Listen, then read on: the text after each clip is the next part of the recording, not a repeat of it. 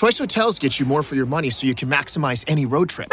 Like these road trippers making waffles and eating fresh fruit in their natural habitat. The breakfast area at a Comfort Inn. I just love seeing a vacation maximized in the wild. Check into more. Book direct at choicehotels.com. Meta AI is the personal AI to help you with whatever you need. Plus, it meets you where you are. Not only is Meta AI now an app, but it's also on the apps you already know and love. Facebook, Instagram, WhatsApp, and Messenger. Plus the Ray-Ban Meta glasses. It's easy to access wherever you are. So whether you're talking or texting, Meta AI is convenient to use throughout your day. Experience our newest AI that's tailored to you by downloading the Meta AI app. Try the Meta AI app today on the Apple App Store and Google Play. Good afternoon, guys, and welcome to the podcast. I've got a fantastic guest for our episode today, Brandon Pfleiger. He's coming out of Virginia. He's a CEO, he's an investor, entrepreneur with Capital Growth Partners, and he's going to talk to us all about the work that he does, the investments, the clients he has, as well as a broad overview of what's going on in the markets today. I'm really happy to have him on and pick his brain. So, Brandon, welcome. Awesome. Thanks a lot, Chris. Appreciate it. Yeah. Briefly introduce yourself and we'll dive into the questions. Yeah. So again, Brandon, just got done with a marketing company. I used to run a marketing company, a firm that really helped small businesses, Chris, just grow and scale their companies. And we were also in the political realm a little bit. And I just decided, I woke up one day and hated that, frankly, and I wanted to get out. And so I now run Capital Growth Partners. We invest in fitness and wellness brands. And so I run on the franchising side, a company called RockBox Fitness. We own some boxing studios. And then on the other side, we do some e-commerce work as well. So we're in two different spaces and expanding pretty rapidly. So. Interesting. And just to kick things off, what is it about wellness and fitness? What is it about these industries that drew you to it? One, I think, Chris, we all kind of struggle with like our purpose and passion, right? And I think it's not necessarily required, but it's better if you're like what you're doing, right? It just makes you sleep better. And so for me, I don't feel bad selling fitness and wellness. I think it's something that everyone needs, regardless if they necessarily realize that or not at the time. So I just feel good about it. It's one thing to sell a company a couple $1 million in an advertising campaign. It's another thing to help somebody change their life and better themselves. So that's really why I got back into it. Interesting. And so moving on is what the clients that come to work with you, are they angel investors? Are they VC? Are they private equity? Who are the types of clients that you work with? Generally speaking, it's more private clients than anything. We're not in the space where we're taking a ton of capital at this moment. A lot of it's my private capital. And then we have a couple other partners that are interested in expanding on the franchising side. And more of what we're trying to do for people is give them the ability to invest in something that has pretty good cash flow, right? Where they get out of that 9 to 5, but they're not necessarily feeling like they're not involved in the business at all. We try to help other franchisees that are just getting into the game understand exactly what it means to run a business. A lot of people go into franchising with not a full understanding of what that actually means and that they're actually the business owner. It's not somebody else taking care of it for them. So we help with all the operations and the integration that it takes to do something like that. Interesting. And the clients, and the clients that come to work with you, what are their pain points, frustrations, want, desires? What are they sick and tired of? What do they aspire to be to come to work with you? Yeah, great question. I think first and foremost, they're tired of that 9 to 5 grind where they've got to get up, walk the dogs, then sit on a computer for 9 hours and then do it all over again the next day, just waiting for a paycheck, right? So what we always say is we're trying to help people transition out of that. Not that there's anything wrong with that, by the way, but transition out of that and move more into business ownership. And what does business ownership mean? Managing your own hours, right? Managing your own cash flow. You can pick and choose what it means and how much money you want to get X, Y, and Z, to the financial freedom aspect of what we're talking about. But I think in a lot of ways, what most of these people are looking for is just something that they're passionate about. And most people that come to us have some sort of interest in fitness, whether they've dabbled in it before or they've invested in some company in the health and wellness space, but they've never owned their own business. So that's usually what they come to us for. I think pain points probably are staffing. It's really hard if you haven't been a business owner before to staff your business properly. On one end, you want to make sure you have the right people getting paid the right amounts to execute for you. On the other end, you don't want to overpay or underpay or have way too many people in the building at once. So we help with that model and help people understand this is how many people you need to run the business, and these are the types of people you need to run the business. And the other part is cash flow management. If you've never run a P&L before or don't understand what that even means, profit and loss statement, by the way, for folks that maybe don't know what that means, but just to how to read your finances, how to make sure you don't run out of money at the end of the month, and to help them manage their cash flow is also what we do. Interesting. How do you help, for example, the audience, are a lot of them are W-2, like doctor, lawyer, and then or some of them are self-employed too. Okay. And how do you help these types of individuals become like franchise owners, or is that something else you do elsewhere? Yeah. So generally speaking, we have a broad conversation with somebody. Hey, these are your goals. These are your aspirations, whether it's involved in the franchise that I'm a partner of, or if it's something else, right? If you want to invest in opening a boba shop or whatever it is, what are the logistics that may need to go into that? I find that different sectors have vastly different margins when it comes to what you can expect on the return, right? And so just making sure someone's aligned with what their actual return is going to look like. The biggest thing I would say for W-2 employee going into this, maybe never having run a business, or you do have a business currently, but you're looking to get into retail space or brick and mortar, is you've really got to understand the type of investment that comes with that. I'm very transparent with people, and I think there's a lot of actors out there that aren't about the type of capital you might need access to in order to open something like this. Now, we can help with that as well if we need to, if we believe in the person. But on the other end, if somebody's just going in and they've got a couple $100,000 in their 401k and they think they want to throw it all at a boutique fitness business, that's where I help people out and pump the brakes a little bit and say, hey, look, let's talk about what this is actually going to take. Because what we don't want to see our clients or investors do is get into something and end up not having enough runway to actually make the business successful and knocking on my door 6 months in going, hey, I'm out of cash. What do I do? Yeah. We do have a question from the audience, is because what's interesting here is a RockBox fitness franchise owner, and then your founder, managing partner of Capital Growth Partners. Is Capital Growth Partners a private equity firm? Do you invest clients' money into companies, businesses, equities, etc.? We do not. We are not a private equity firm at all. What we really do is we do a lot of small business consulting. So I would say our niche is probably between the 10 and 50 million range in terms of businesses. And we own our RockBox franchises outright, obviously. But then what we mostly do is help other small business owners, people in that startup mode, go to the next level.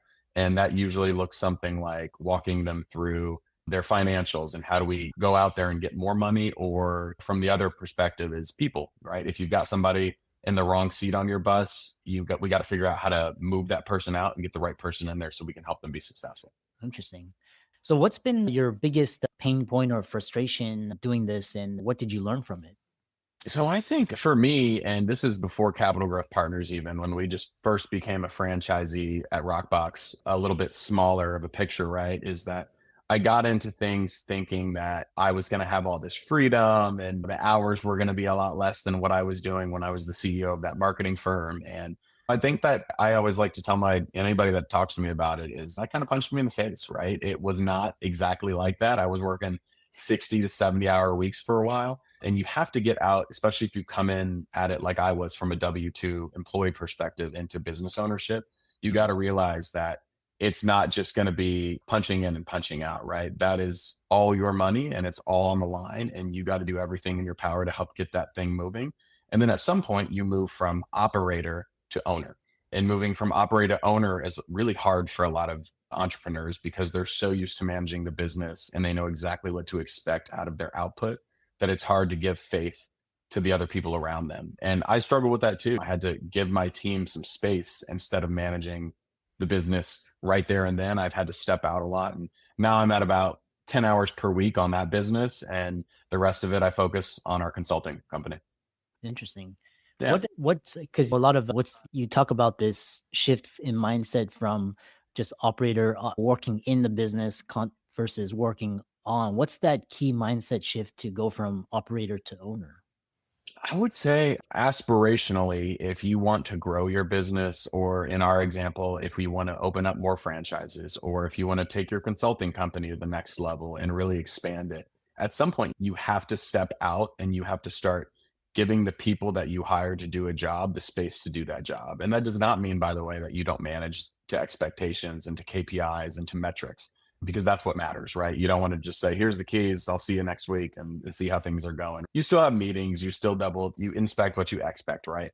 But generally speaking, for me, I think that's the biggest key, is really making sure you have a focus on people right away. And for those listening that maybe have somebody on their team that they're iffy about, I usually find that the people that you're iffy about, you probably already know what the right thing to do is. And you're just avoiding that conversation, right? I'm not telling anyone to go out there and fire their whole staff. That's not what I'm saying. But what I am saying is to make sure that those hard conversations you're putting off, you have to have them if you want your business to grow.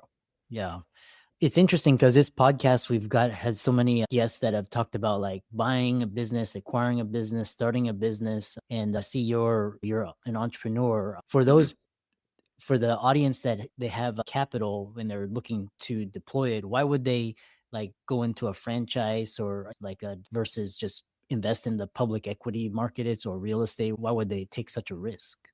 Sure. I think there's a lot of upside to franchising and buying businesses. There's a lot faster growth that comes with a franchise. Like I can just throw some numbers out there. Typically speaking, in the boutique fitness space, you're probably looking at 25 to 30% profit margins. So if your business is doing $500,000 a year, that's a small business, by the way, and you can do the math. That's decent return on that investment over time. You can make your money back in 2-3 years, which that's not generally the returns you're going to get in the market, right?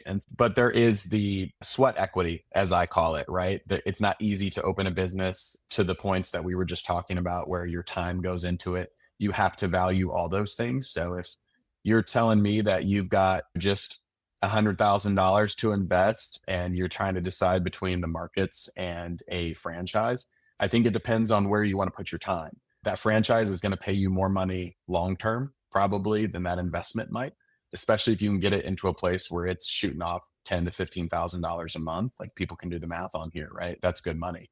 However, especially if you can amplify that to 10, 15, 20 locations.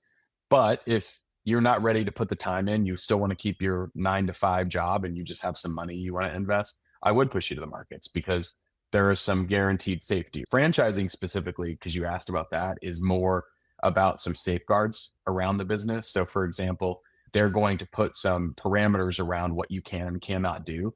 And that's just to help you. It's not to stifle growth, but it's actually to help people that maybe haven't run a business before come into it with their eyes open and really make sure that they're not doing anything that's going to harm themselves or their business. And so we spend a lot of time talking about that from the franchising perspective. And I'm always happy to have those types of conversations with folks just to educate them about why franchising might be the right fit for them, especially if they have never gone down the entrepreneur journey yet. So. Yeah.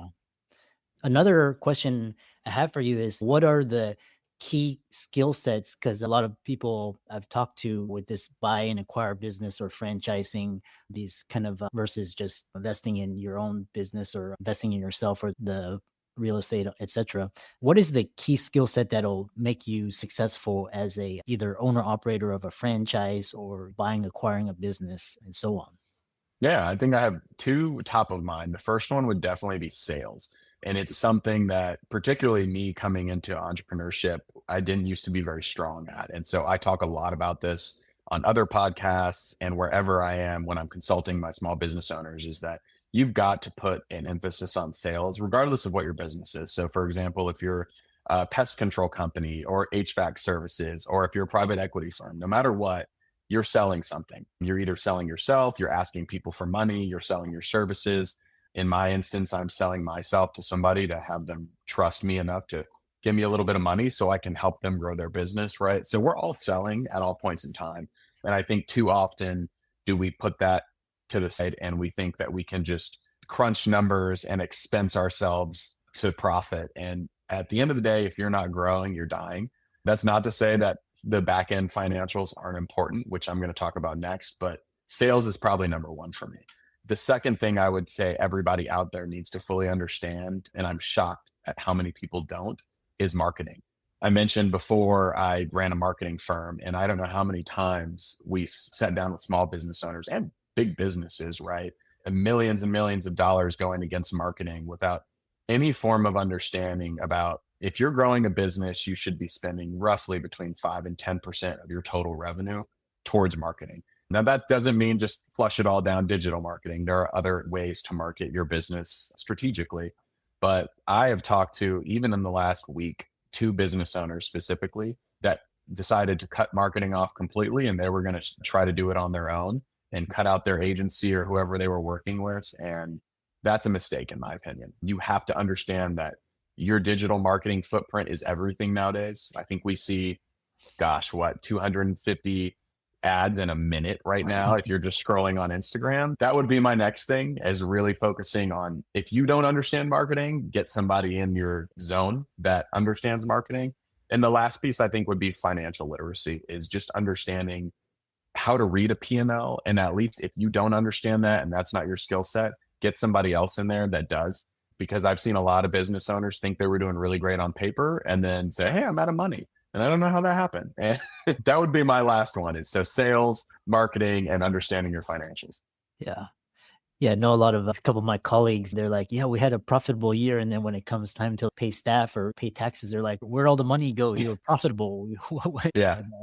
Actually, most of your clients still owe you that money. Yeah, there's a lot to it, right? Yeah. The other question I have for you is, for the audience, if they are not skilled in managing people or teams, how do they mitigate this deficiency if they are going to own and operate a business?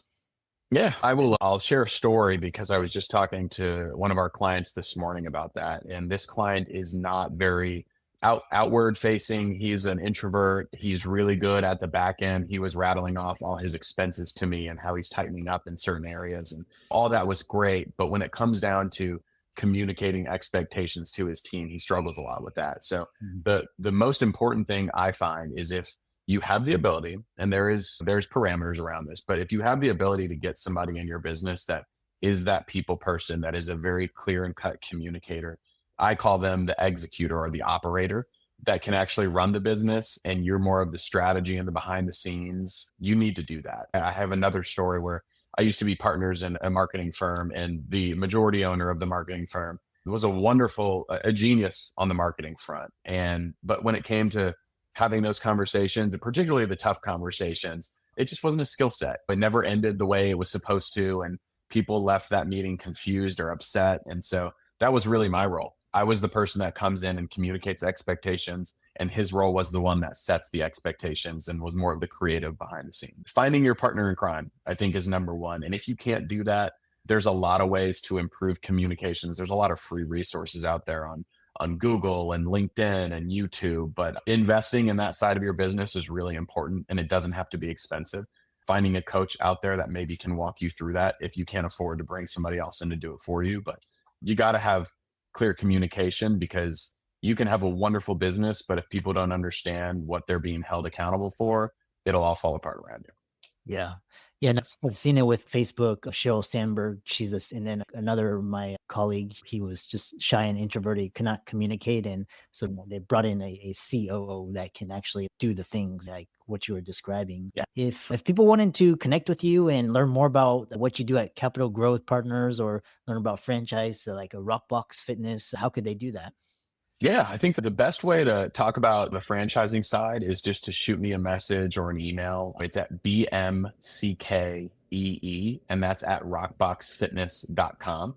And then the other side of it, if you want to talk to me a little bit more about your own business outside of franchising, it's actually my new last name, because I just got married and changed my last name, but Pfleiger, Pfleiger, and that's at capitalgrowthpartnersllc.com. So best way to connect. Yeah. And then we'll go from there. And a lot of times what I like to do is a quick 15, 20-minute discovery. It's completely free. And we just talk a little bit about what are your struggles, and I'll be honest if I can help or not. Excellent. Yeah. Well, I really enjoyed this conversation, and keep up the great work. And thanks so much for this episode. Awesome. Appreciate that, Chris. Take care.